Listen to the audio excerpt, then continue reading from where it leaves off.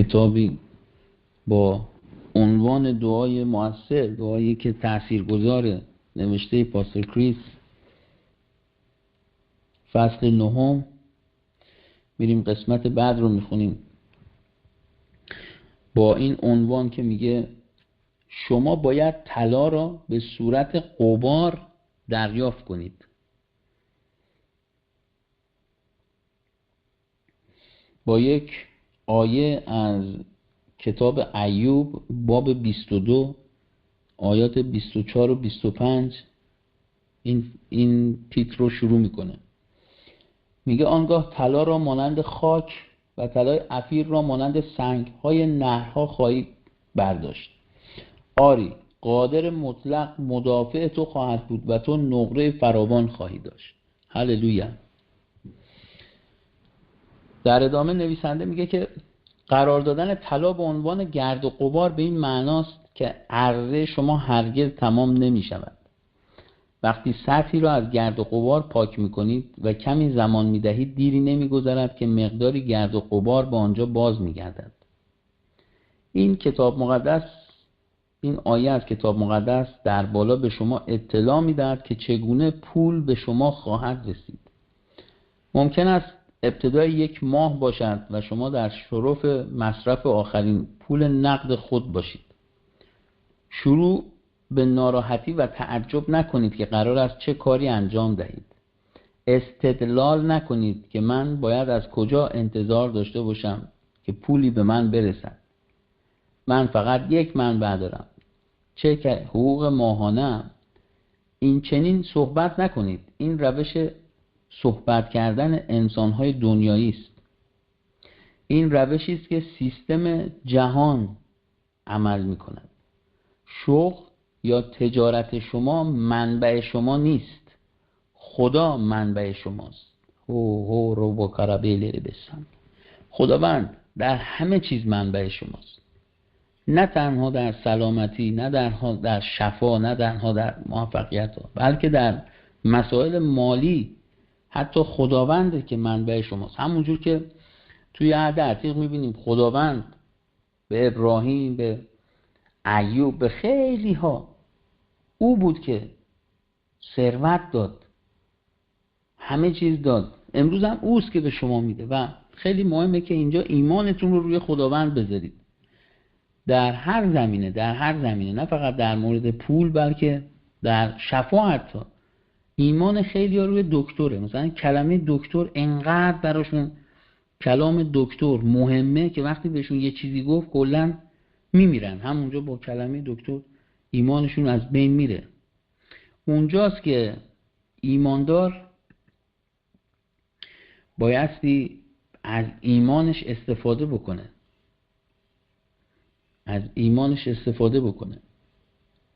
خیلی مهمه.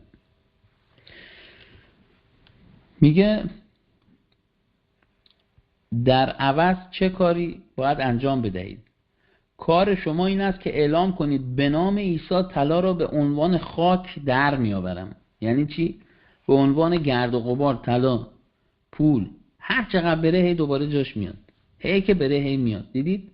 خیلیاتون شهادت دادین وقتی که دعا کردم برای کیف پولاتون، میگید که خالی نمیشه، هی میره هی میاد.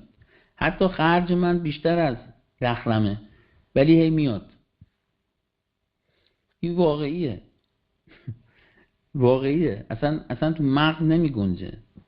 گفتم یه روز بانک بهم زنگ زده بود.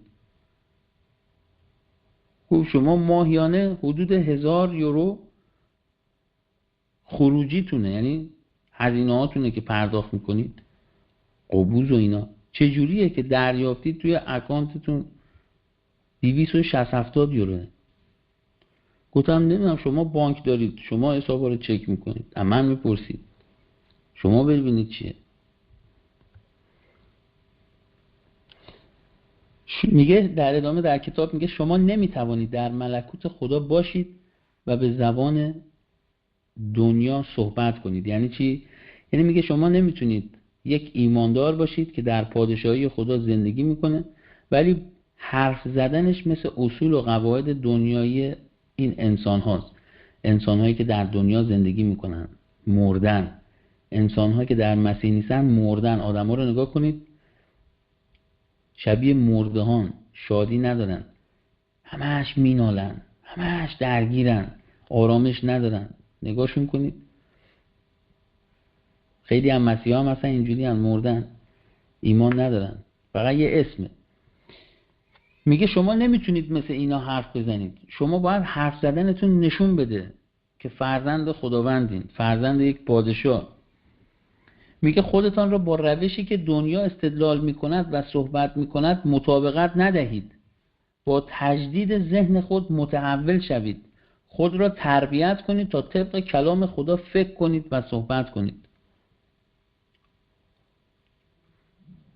یعنی زمانی که با مسائل، با مشکلات روبرو میشید در زندگیتون، مثل آدمای دنیایی فکر نکنید، بلکه همچون خداوند.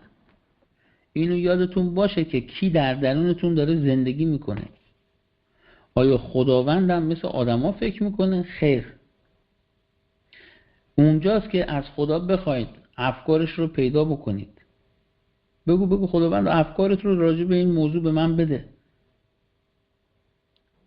من میخوام فکرام فکر تو باشه. هر روز من هنوز که هنوزه در دعای شخصی میگم خداوند افکار من مثل تو باشه، ذهن من ذهن تو باشه، قلب من قلب تو باشه. کلا میخوام به کلا هر چی میگم این وسط نمیذاره بردار. میدونید چه چیزایی نمیذاره؟ یک تعصبه، چون تعصب یک قفله رو چیزهایی که دنیا بهمون یاد داده. تعصب یک قفله، این قفل‌ها باید شکسته شه. حالا اگر دوست داشتید روی اینا کار کنید، اینا رو جدا من بهتون یاد میدم. اینا تو این کتاب نیست، مکاشفات خودمه، تمرینای خودمه که بهم کمک کرده. اگر دوست داشتید بهتون جداگونه توی چند جلسه یاد میدم در رابطه با ایمانتون باید چیکار بکنید. و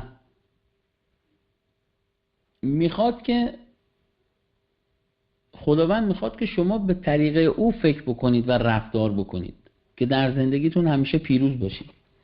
بریم ادامه کتاب رو بخونیم. میگه شما نمیتوانید در ملکوت خدا باشید و به زبان دنیا صحبت کنید. به این فکر کنید که قرار نیست بیهوش باشید، بلکه از عرضه آگاه باشید. از عرضه. وقتی همیشه جملاتی از این قبیل میگویید چیزها سخت است، من باید مدیریت کنم، اگر آنقدر بدهم یا خرج کنم چیزی برایم باقی نمیماند. شما ناخواسته خود را به موقعیت بدی میرسانید. این عدم آگاهی است. اگر به این فکر کنید که در فرایند پایانی هستید، جایی که همه چیز به صفر میرسد، آنگاه این چنین خواهد شد. میگه که شما اگر فکر کنید هی دارید یه چیزی از دست میدید، مثلا طرفو میگی چرا میوه نمیگیری بخور، میگه میدونید حقوق هم کمه، اگه اینو بگیرم برای اون نمیمونه. یعنی خودش رو توی اون محدوده قرار داده، در صورتی که اگر بگیره دوباره براش میاد. شما باید بدونید به یک منبع ناتمام شدنی وصلید و خداوند شما رو هر روز برکت میده. هر روز. اصلا نترسید. اصلا اینجا ترسه، روح ترس، این روحی که زندگی انسانها رو فاجعه درونش به وجود آورده. فاجعه. چه ترسایی.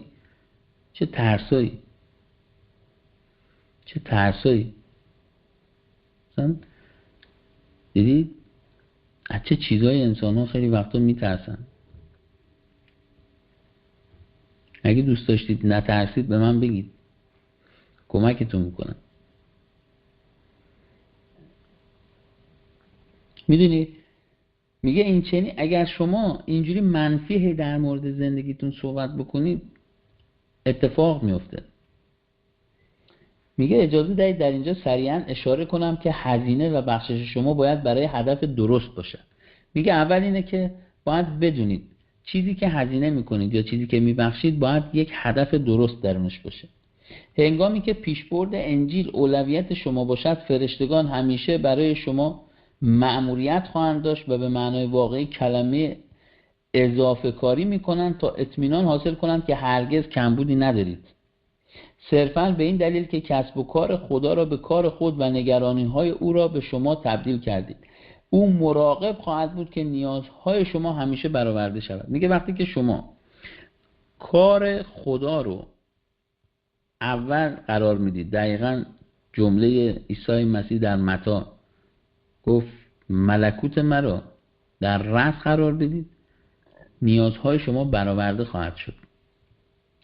میگه داره اینجا یکم توضیحش میده، میگه وقتی که شما دغدغه خدا رو دغدغه خودتون و زندگیتون میدونید، فرشتگان بسیج میشن که حواسشون باشه هر چی که شما نیاز دارید براتون فراهم بشه، که شما دغدغه دیگه نداشته باشید.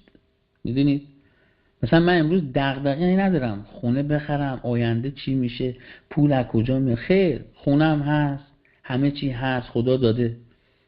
چرا؟ چون دغدغه من انجیلشه، دغدغه من فرزنداشن، دغدغه من تعلیمه. اگه دغدغه نبود الان اینجا نبودیم. چون دغدغه من هست، این کلاس ها رو میذاریم، فعالیت میکنیم، پیغام مینویسیم با عشق، با عشق.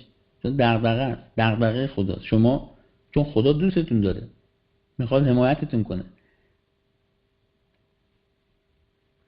امروز وقتی ما چنین چیزی و فکر و هدفی رو داریم و پولمون، انرژیمون، سرمایه‌مون رو در این مسیر خرج میکنیم، هزینه میکنیم، مطمئنین و مطمئن باشید که تمام نمیشه، بلکه فراوانتر میشه. باور کنید. من تجربه کردم که بهتون میگم اینا حقیقته. یه وقتی حرف پول و مال میاد خیلیا اذیت میشن. الان منظورم شما نیست، کلی میگم، چون این وایس رو بعدا هم خیلیام میشنون. ولی دقیقاً اونجا همونجاییه که قلبشون درگیره، اونجا همونجاییه که هنوز قلبشون آزاد نشده. همیشه میگم باید قلبت انقدر آماده باشه که اگه عیسی مسیح گفت همه چیز تو بده، همه چیزو بدی.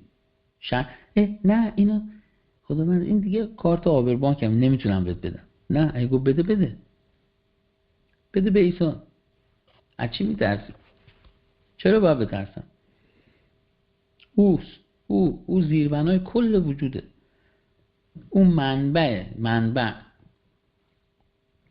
یه وقتایی میگم تو میترسی کارت تو بدی، اون میخواد بده کارت آنلیمیتد بده، دیگه خودت میدونی. تو میخوای یه چک بهش بدی، اون میخواد به دست چک سفید امضا بده. اورا من تکل را پسیره بسی کنترمه هی رت کربه سکل رو موند.